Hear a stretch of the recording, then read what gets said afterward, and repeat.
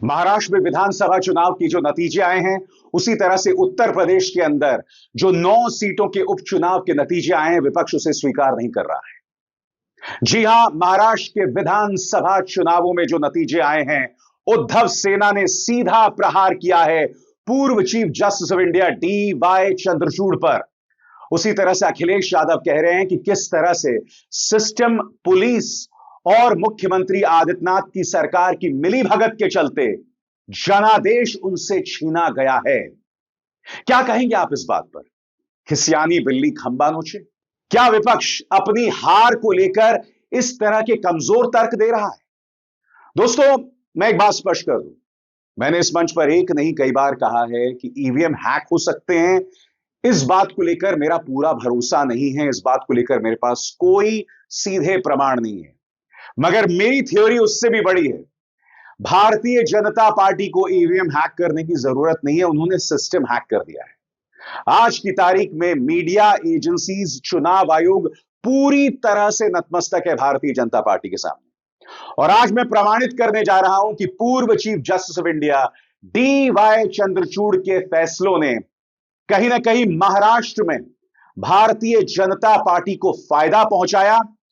और यही नहीं, जिस शिंदे सरकार को खुद DY चंद्रचूड़ ने अवैध करार दिया था, उनके चीफ व्हिप को अवैध करार दिया था, गवर्नर के फैसले तक को अवैध करार दिया था, उस सरकार को चलने दिया।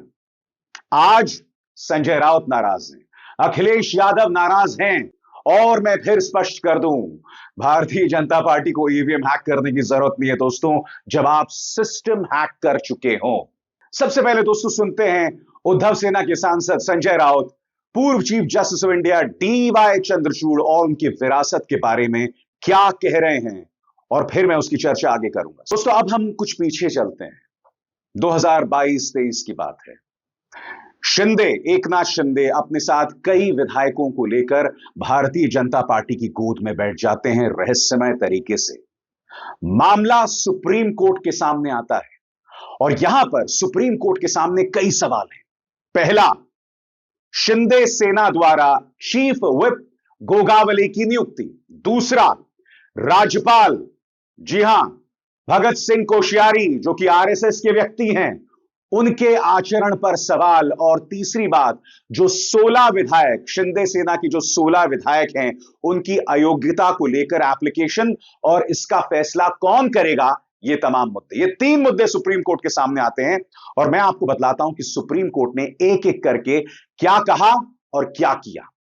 इसीलिए आज की तारीख में जो बात संजय राउत कह रहे हैं, उसकी एक जमीन है। सबसे पहले सरकार के बारे में क्या कहा था DY चंद्रचूड़ ने, आपकी स्क्रीन पर। सुप्रीम कोर्ट ने कहा कि राज्यपाल का फ्लोर टेस्ट का फैसला गलत था, और अगर उद्धव ठाकरे ने मुख्यमंत्री पद से इस्तीफा नहीं दिया होता तो उन्हें राहत दी जा सकती थी। सुप्रीम कोर्ट ने साफ कहा कि उद्धव सरकार को बहाल नहीं किया जा सकता, क्योंकि उन्होंने स्वेच्छा से इस्तीफा दे दिया था और फ्लोर टेस्ट का सामना नहीं किया था, इसीलिए उनके इस्तीफे को रद्द नहीं कर सकते। कोर्ट ने विधानसभा स्पीकर से 16 बागी विधायकों की अयोग्यता के मुद्दे पर समय सीमा के भीतर निपटारा करने के लिए भी कहा। यहां 2 चीजें हैं दोस्तों। पहली बात, सुप्रीम कोर्ट खुद मान रहा है कि शिंदे सरकार जो है वो अवैध है, राज्यपाल ने जो फैसला किया वो गलत है, चीफ व्हिप का फैसला गलत है, और जो 16 विधायक, शिंदे सेना के जो 16 विधायक हैं, वो योग्य हैं, अयोग्य हैं। असली शिवसेना कौन सी है, कौन सी नहीं है, वो किसके हाथ में दे दिया जाता है? स्पीकर। कौन स्पीकर? राहुल नार्वेकर, जो कि भारतीय जनता पार्टी के नेता हैं। सुप्रीम कोर्ट क्या सोच रहा था बताइए? एक तरफ तो सुप्रीम कोर्ट ये कहता है ये सरकार अवैध है, दूसरी तरफ आपने उस सरकार को चलने दिया, और फिर वो जो 16 विधायक थे वो वैध हैं या अवैध, ये कौन फैसला कर रहा है? भारतीय जनता पार्टी कर रही है। और बात वहां नहीं रुकती दोस्तों। चीफ व्हिप के मुद्दे पर क्या कहा सुप्रीम कोर्ट ने, आपकी स्क्रीन पर। उच्च न्यायालय ने कहा कि मानना कि विधायक दल ही व्हिप नियुक्त करता है, राजनीतिक दल के अम्बिलिकल को तोड़ना होगा। कोर्ट ने कहा कि इसका मतलब यह कि विधायकों का समूह राजनीतिक दल से अलग हो सकता है। पार्टी द्वारा व्हिप नियुक्त किया जाना 10वीं अनुसूची के लिए महत्वपूर्ण है। कोर्ट ने कहा कि स्पीकर को केवल राजनीतिक दल द्वारा नियुक्त विप को ही मान्यता देना चाहिए। स्पीकर को, गोगावले को विप की मान्यता नहीं दी जानी चाहिए थी। सुप्रीम कोर्ट ने माना कि शिवसेना पार्टी के विप के रूप में गोगावले को नियुक्त करने का स्पीकर का फैसला अवैध था। बताइए साहब, स्पीकर की नियुक्ति को ही सुप्रीम कोर्ट ने अवैध करार दे दिया। शिंदे सरकार की नियुक्ति को सुप्रीम कोर्ट ने अवैध करार दे दिया, मगर सरकार को चलने दिया। बात वहां नहीं रुकती है दोस्तों। राज्यपाल का जो पूरा आचरण था उस पर भी सुप्रीम कोर्ट ने सख्त टिप्पणी की थी। आपके स्क्रीन पर कोर्ट ने कहा कि राज्यपाल ये नहीं समझ सकते कि उद्धव ठाकरे बहुमत खो चुके हैं। गवर्नर के समक्ष ऐसा कोई दस्तावेज नहीं था जिसमें कहा गया कि सरकार को गिराना चाहते हैं। केवल सरकार के कुछ फैसलों में मतभेद था। गवर्नर के सामने शिंदे और समर्थक विधायकों की सुरक्षा को लेकर पत्र आया। राज्यपाल को इस पत्र पर भरोसा नहीं करना चाहिए था, क्योंकि उसमें कहीं नहीं कहा गया था कि सरकार बहुमत में नहीं रही। राज्यपाल ने क्या कहा था, कोश्यारी साहब ने क्या कहा था, जो कि आरएसएस से आते हैं, कि भाई एक खत आता है उनके पास और वो ये फैसला कर लेते हैं कि उद्धव ठाकरे अल्पमत में हैं और फ्लोर टेस्ट के लिए आमंत्रण दे दिया जाता है, फरमान सुना दिया जाता है। सुप्रीम कोर्ट ने इस पर भी फैसला सुनाया था। मगर आज मैं पूर्व chief justice of India DY Chandrachud से सवाल करना चाहता हूं, जब आप देख रहे थे कि चीफ व्हिप को लेकर क्या खेला हो रहा था, राज्यपाल किस तरह से भारतीय जनता पार्टी गठबंधन के पक्ष में काम कर रहे थे, तब आपने उन 16 विधायकों के मुद्दे पर फैसला भाजपा गठबंधन के स्पीकर के हाथ में क्यों दिया? और स्पीकर उसके बाद क्या फैसला सुनाते हैं आपके स्क्रीन पर। महाराष्ट्र विधानसभा स्पीकर ने कहा, शिंदे गुट ही असली शिवसेना, सुप्रीम कोर्ट जाएगा उद्धव ठाकरे। और उद्धव ठाकरे गुट सुप्रीम कोर्ट जाकर क्या कहता है कि जिस चीफ व्हिप गोगावले को सुप्रीम कोर्ट ने अवैध बताया था, उसी चीफ व्हिप को राहुल नार्वेकर ने वैध करार दे दिया, यानी सुप्रीम कोर्ट के फैसले की अवमानना। अब आप बताइए, अगर उद्धव सेना यह कह रही है कि उनसे जनादेश छीना गया, इसमें सुप्रीम कोर्ट और चुनाव आयोग की भूमिका है, तो उसमें क्या गलत है बताइए। मैं आपको बतलाना चाहता हूं, जब उद्धव ठाकरे सुप्रीम कोर्ट गया तो उन्होंने क्या क्या कहा आपके स्क्रीन पर। स्पीकर के फैसले के बाद उद्धव ठाकरे ने कहा कि स्पीकर के फैसले से सुप्रीम कोर्ट की अवमानना हुई है, इसीलिए हमारी लड़ाई जारी रहेगी। सुप्रीम कोर्ट ने 11 मई के फैसले में शिंदे गुट के चीफ व्हिप भरत गोगावले की नियुक्ति को अवैध करार दिया था। नार्वेकर ने इसे वैध करार दिया। उद्धव गुट ने इन सभी मामलों को सुप्रीम कोर्ट में चुनौती दी थी। मैं फिर आपसे कहना चाहता हूं दोस्तों, अब तक उन 16 विधायकों पर सुप्रीम कोर्ट ने फैसला क्यों नहीं सुनाया? इसलिए मैंने कार्यक्रम की शुरुआत में कहा कि अघाड़ी को जिस हार का सामना करना पड़ा है महाराष्ट्र में, उसमें 2 अहम किरदार हैं। मुख्य चुनाव आयुक्त राजीव कुमार, जिनकी भूमिका की मैं चर्चा आगे करूंगा, और पूर्व chief justice of India DY Chandrachud. इसीलिए नाराज हैं संजय राउत। इसके अलावा कई और सवाल हैं दोस्तों। 2022 में बीएमसी सहित तमाम महानगर पालिकाओं के चुनाव पेंडिंग है। 2.5 साल से चुनाव क्यों नहीं हुए? 2.5 साल पहले उद्धव ठाकरे के साथ पूरी सहानुभूति थी, मगर यह चुनाव नहीं कराए गए। सुप्रीम कोर्ट इस पर खामोश बना हुआ है और सुप्रीम कोर्ट के पूर्व chief justice of India DY Chandrachud अपने घर में प्रधानमंत्री नरेंद्र मोदी का गणेश पूजा में स्वागत करते हैं, और इसका हिंदू धर्म या हिंदुत्व से कोई लेना देना नहीं है, क्योंकि chief justice of India DY Chandrachud के घर में राहुल गांधी भी जा सकते थे, मगर उन्होंने ऐसा नहीं किया। क्यों? क्योंकि चीफ जस्टिस ऑफ इंडिया को निष्पक्ष दिखाई देना चाहिए। आप इलेक्टोरल बॉन्ड्स की पूरी पॉलिसी को बर्खास्त कर देते हैं, मगर आज तक chief justice of India DY Chandrachud ने इस मामले की इंक्वायरी के आदेश नहीं दिए कि वो पैसा कहां गया। जब आपने इलेक्टोरल बॉन्ड्स यानी गुप्त चुनावी चंदे की नीति को अवैध करार दे दिया, मगर गुप्त रास्ते से, पिछले दरवाजे से भाजपा को भागने का अवसर दे दिया, तो आप पर सवाल किए जाएंगे ना। और न सिर्फ chief justice of India DY Chandrachud, बल्कि राजीव कुमार, सीईसी राजीव कुमार। मैं आपको याद दिलाना चाहता हूं दोस्तों कि महाराष्ट्र के चुनाव हरियाणा के साथ होते थे। मगर जानबूझकर महाराष्ट्र के चुनावों की तारीखों की घोषणा 1.5 महीने बाद हुई। क्यों? क्योंकि शिंदे सरकार जो है लाड़की बहन योजना ला रही थी। लाड़की बहन योजना को लाया गया, महिलाओं तक 1500 रुपए पहुंचाए गए, उसका जोरों से प्रचार किया गया और नतीजा आपके सामने है। महिलाओं ने जमकर वोट किया, क्योंकि अगर यह चुनाव हरियाणा के साथ हो जाते तो लाड़की बहन योजना का फायदा भाजपा गठबंधन को नहीं मिलता। और यह सब तमाशा देख रहे थे मुख्य चुनाव आयुक्त राजीव कुमार। सवाल उनसे किए जाएंगे। बात वहां नहीं रुकती दोस्तों, कुछ तथ्य हैं जो मैं आपके सामने रखना चाहता हूं।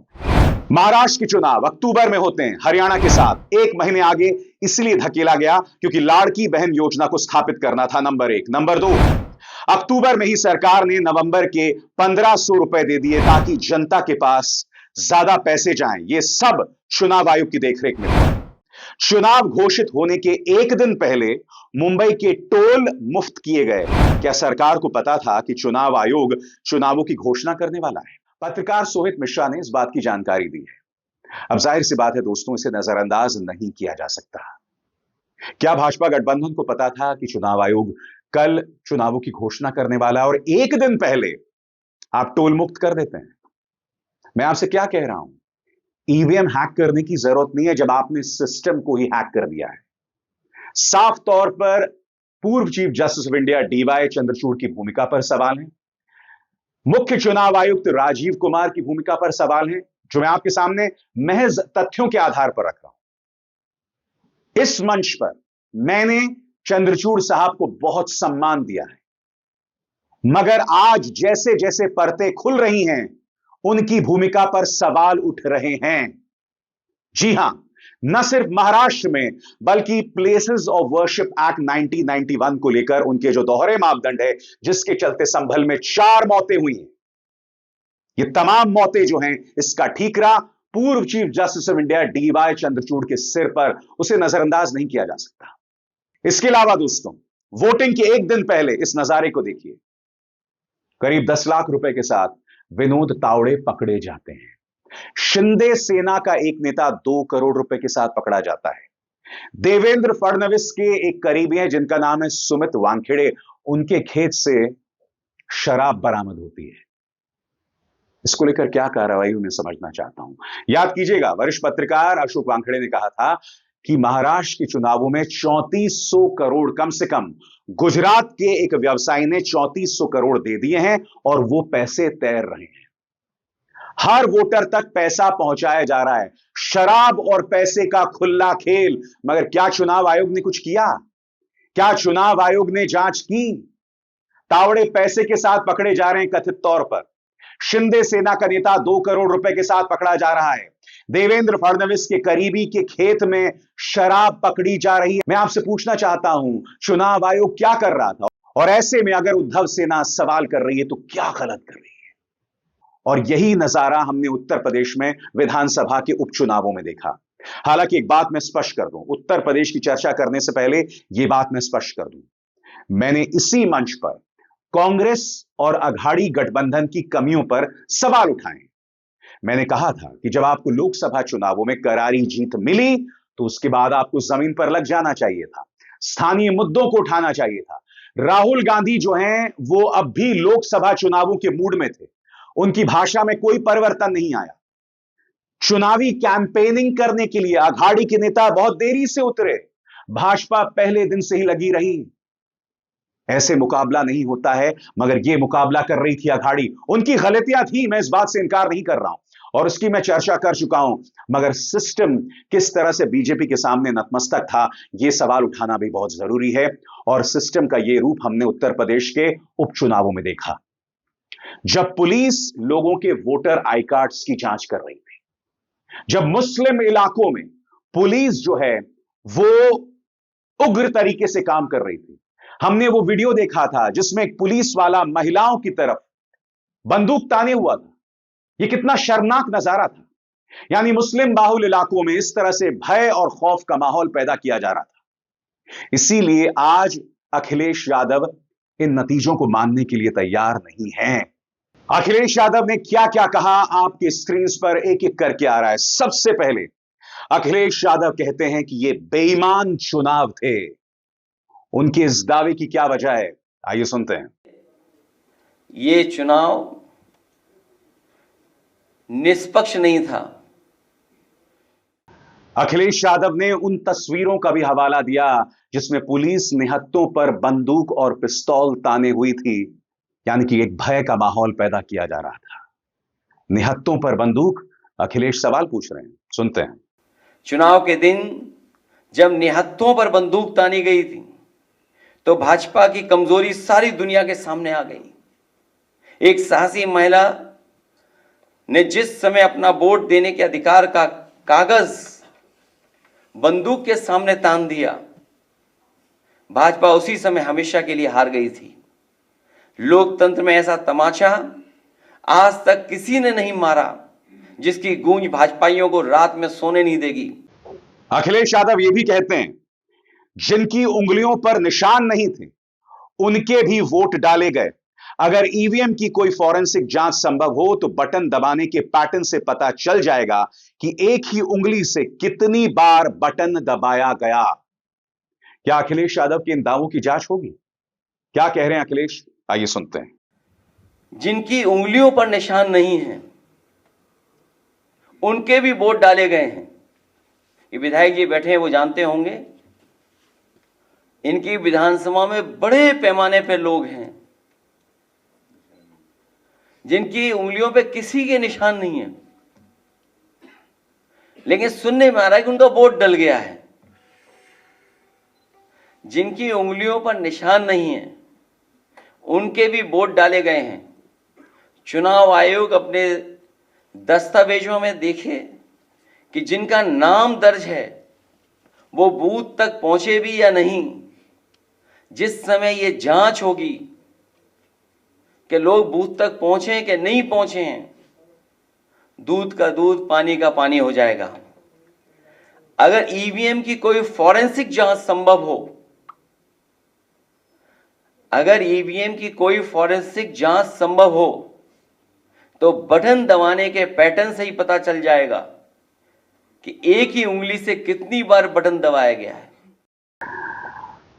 अखिलेश नाराज हैं और वो कह रहे हैं कि ये इलेक्ट्रॉनिक बूथ कैप्चरिंग है, क्योंकि जिस इलाके में बहुमत मुसलमानों का था वहां भाजपा का जीतना नामुमकिन था, इसीलिए इसे अखिलेश इलेक्ट्रॉनिक बूथ कैप्चरिंग कह रहे हैं। सुनिए उन्होंने क्या कहा। ये नए जमाने की इलेक्ट्रॉनिक बूथ कैप्चरिंग है। ये नए जमाने की इलेक्ट्रॉनिक बूथ कैप्चरिंग का मामला है जो कोर्ट की निगरानी में होने वाली मतगणना में कैमरे के सामने हेराफेरी कर सकते हैं। वो अपने लोगों के बीच बूथ के बंद कमरे में क्या नहीं कर सकते। अगर पीडीए के अधिकारी कर्मचारी बदलकर धांधली न की होती तो भाजपा एक भी सीट के लिए तरस जाती, जैसे कि लोकसभा चुनाव में हुआ था। जब ऐसी व्यवस्था मिल्कीपुर में नहीं हो पाई तो वहां का चुनाव भी सरकार ने टाल दिया।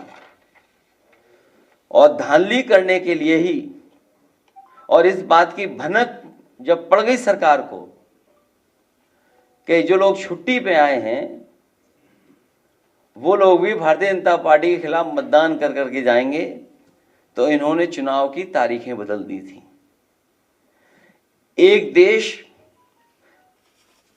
तब एक लोकतांत्रिक क्रांति की ओर बढ़ने लगता है जब उसे कहीं से भी इंसाफ की उम्मीद दिखाई नहीं देती। महंगाई, बेरोजगारी, बेकारी और चुनावी धांधली से आक्रोशित समाज एक सीमा तक ही सहता है। इतनी सी बात तो अनपढ़ भी समझता है कि पेट की आग कभी भी उसको नहीं जिता सकती जिसने रोटी छीनी हो। और प्रशासन का एक तरफा रवैया हम देख रहे हैं।